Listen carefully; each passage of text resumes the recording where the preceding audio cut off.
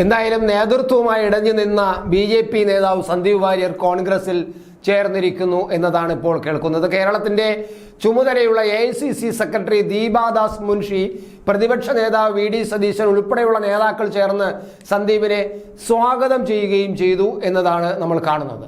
വൻ സ്വീകരണമാണ് പാലക്കാട് സന്ദീപിന് കോൺഗ്രസ് നേതാക്കൾ ഒരുക്കിയത്.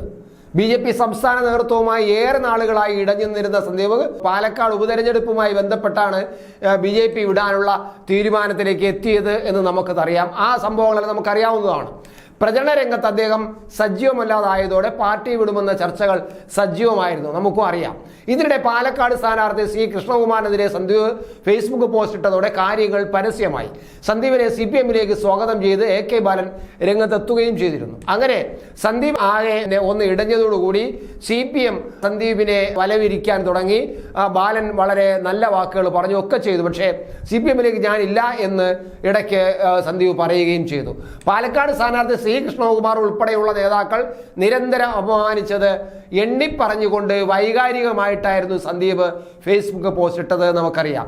ഒരു മനുഷ്യന്റെ ആത്മാഭിമാനം എന്ന് പറയുന്നത് ഏറെ പ്രധാനപ്പെട്ടതാണെന്നായിരുന്നു പാലക്കാട് തെരഞ്ഞെടുപ്പ് വേദിയിൽ സീറ്റ് നിഷേധിച്ചതിനെ സൂചിപ്പിച്ച് സന്ദീപ് കുറിച്ചതും അങ്ങനെയായിരുന്നു. ഇതിനിടയിൽ CPI-യിലേക്ക് പോകുമെന്നും വാർത്തകൾ വന്നു. പക്ഷേ BJP സംസ്ഥാന നേതാക്കൾ തന്നെ ഇടപെട്ട് അനുനയിക്കാൻ ശ്രമിച്ചെങ്കിലും സന്ദീപ് വഴങ്ങിയിരുന്നില്ല.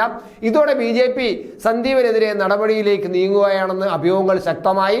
എന്നാൽ നടപടി ഉണ്ടാകാൻ കൂടുതൽ കാര്യങ്ങൾ വെളിപ്പെടുത്തുമെന്നായിരുന്നു സന്ദീപിന്റെ മറുപടി. അങ്ങനെ അപമാനിച്ച നേതാക്കൾക്കെതിരെ നടപടി വേണമെന്ന നിലപാടിൽ സന്ദീപ് ഉറച്ചു നിന്നു. അല്ലാതെ പാർട്ടി വേദിയിലേക്ക് ഇല്ല എന്നും അദ്ദേഹത്തിന്റെ നിലപാടിൽ ഉറച്ചു നിൽക്കാനുണ്ടായി. എന്തായാലും സന്ദീപ് BJP വിടുമെന്ന് നേരത്തെ തന്നെ അഭ്യൂഹങ്ങൾ പരന്നിരുന്നെങ്കിലും അദ്ദേഹം CPI-യിൽ ചേർന്നേക്കുമെന്നായിരുന്നു ആദ്യം പുറത്തു വന്ന വാർത്തകൾ. CPM-യുടെ ആൾക്കാർ പോലും സന്ദീപിനെ കണ്ടിരുന്നു, ഞങ്ങൾ സംസാരിച്ചിരുന്നുവെന്ന് CPI കേന്ദ്രങ്ങൾ പറയുകയും ചേരുന്നു. എന്നാൽ മതേതരത്വത്തിന്റെ കാര്യത്തിൽ സന്ദീപിന്റെ നിലപാട് അറിയട്ടെ എന്നായിരുന്നു CPM എടുത്ത സ്റ്റാൻഡ്. എന്നാൽ താൻ BJP വിട്ടിട്ടില്ലെന്നും CPM-യുമായി ചർച്ച നടത്തിയിട്ടില്ലെന്നും സന്ദീപ് പറയുകയും ചേരുന്നു. എന്തായാലും ഇതൊക്കെ ആണെങ്കിൽ കൂടിയും ഇപ്പോൾ സന്ദീപ് BJP-യുടെ പാളയത്തെത്തിയിരിക്കുന്നു.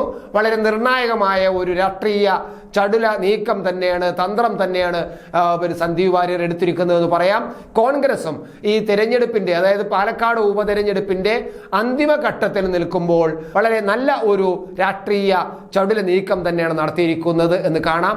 ഇനി സന്ദീപ് കോൺഗ്രസിൽ എത്തിക്കഴിഞ്ഞാൽ ഇനി കോൺഗ്രസിന് എന്താണ് ഗുണമുണ്ടാവുക, സന്ദീപിന് എന്താണ് ഗുണമുണ്ടാകുക എന്നുള്ളത് നമുക്ക് ഇനി കാത്തിരുന്ന് കാര്യങ്ങൾ കാണേണ്ടത് തന്നെയാണ്.